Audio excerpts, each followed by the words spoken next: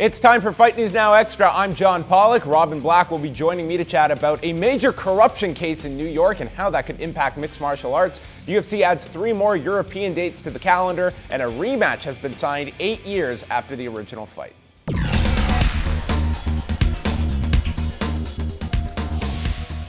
The UFC has been quick to announce Mirko Cro Cop's first match back in the organization after his signing earlier this week. David Allen, who is the promotion's senior vice president and general manager of Europe, announced on Friday that Cro Cop will fight Gabriel Gonzaga on April 11th, as the promotion will hold a fight night card in Poland. This is a rematch from UFC 70 in April of 2007, where Gonzaga famously knocked out Cro Cop with a head kick that has been part of UFC's highlight reels for the past 8 years. In addition to the UFC's card in Poland on April the 11th, the promotion has also announced European dates for June the 20th in Berlin, Germany at the O2 Arena, and their first card as well in Scotland will take place July 18th at the Hydro. The March 21st UFC Fight Night card in Rio de Janeiro, Brazil continues to grow. The latest fight expected to be announced is a welterweight bout between Erik Silva and Ben Saunders, according to Brazilian news outlet Lancenet. Silva last fought in December, defeating Mike Rhodes, and will look to win back-to-back fights in the UFC for the first time in March against Saunders, who has won his last 2 fights since returning to the UFC. There is a major corruption scandal going on in New York involving Assembly Speaker Sheldon Silver. Why are we discussing this news? That's because Silver has been a major roadblock for the Assembly to vote on a bill to legalize mixed martial arts in the state, and should Silver find himself out of power, it would be a breakthrough for politicians hoping to at least get a bill voted on by the Assembly. And we look ahead to this Saturday night, and all of the action from Sweden kicks off at 4 p.m. Eastern Time on Fight Pass. Then at 5 Eastern Time, head on over to TSN4 for the 6 prelim undercard bouts, and then the main card, 8 p.m. Eastern, headlined by Alexander Gustafsson and Anthony Johnson, taking place in Stockholm, Sweden. And today, I'm joined by Robin Black, and I'm starting to feel that you and Ramdean have a bit of a system now in place where you guys just take turns chatting with me most of these days. Yeah, I mean, we don't need all 3 of us, really. 2 of us, I think, can do this gig. Oh, that's fair enough. UFC has announced Cro Cop, Gabriel Gonzaga. It will be their debut card in Poland. Debut cards for both Scotland and Poland, 4th time in Germany. Do you like this? Because I feel of all the fights with Cro Cop, not a heavyweight that just all these matchups come to my head, but Gonzaga, why not? Yeah, if you're Cro Cop, I mean, you mentioned it as you were sharing the news there. For 8 years, you get to look at this tape of you. And I sat and watched Forrest Griffin versus Shogun, and Chuck Liddell was sitting right beside me. And I watched his face when he saw Shogun's highlight reel.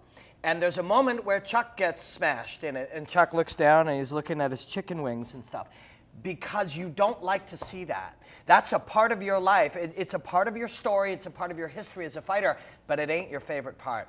And for Cro Cop, for a legend like Cro Cop to get to go back and erase that one, I think for him, he's going to be really thrilled about that. Now, at the age of 40, and knowing what Cro Cop has been through, we've watched him in glory. Do you think that this is reasonable? Because I think Gabriel Gonzaga may not ever be heavyweight champion at the division. He's still somebody that I think is very dangerous in the middle of that heavyweight pack against the right guy. Yeah, I mean, I guess the question is, who do you fight? You find some young stud from Australia or something without the experience and hope he freezes when he faces Cro Cop? Or do you get him a fight that matters to him? 40's a tough time to be fighting, and a guy like Gabe is a big heavyweight. We've seen how hard the guy can hit. He's super good on the ground. But I think Cro Cop's ability to stop the takedown and get back up has risen dramatically, like almost every fighter. That median level of that is very high now.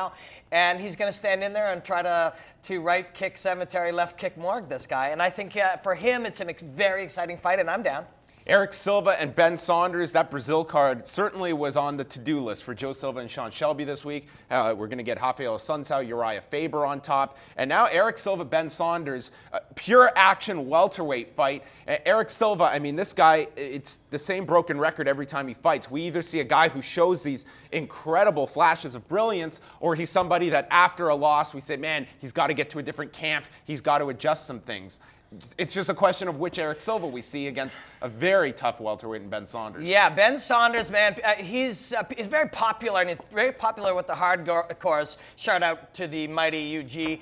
And people want to see him do well. But this is a hard fight for him, no question about it. But it's one that I think the guy wants. He wants to go and say, hey, start thinking of me in the top 15. That's where I want to belong. And Erik Silva's a guy to get you there. But, you know, what do? Do you look at it and say, I want to be sure I can win the third round. We'll get Silva tired. We'll do okay in the first, very good in the second, and great in the third. That's a hard way to fight, and that's not how Ben Saunders fights. So this one is more of a gunslinging kind of fight on the feet or on the ground.